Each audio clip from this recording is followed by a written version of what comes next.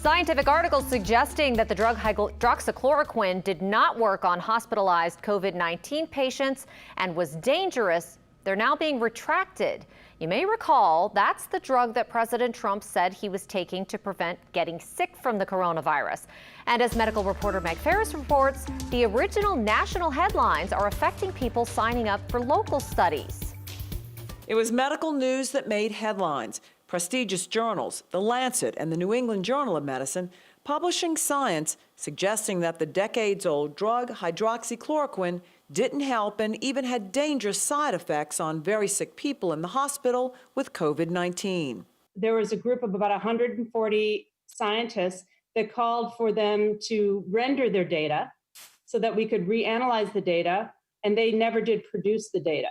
Now those articles are retracted. Some of the authors asked them to be. There actually was some indication they might have falsified data because the Surgisphere, who said that they had all these hospitals, it turns out they didn't have that number of hospitals. Tulane epidemiologist Dr. Patty Kissinger is working on studies with hydroxychloroquine and the coronavirus, and she says those headlines kept people from joining the free local studies.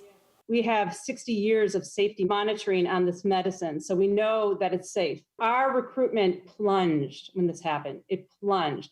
We went from recruiting very heartily to absolutely no recruitments for several weeks. The Tulane studies are looking at hydroxychloroquine use in people exposed to someone with the coronavirus to see if it will prevent them from getting sick, and also people who have tested positive and have no or mild symptoms.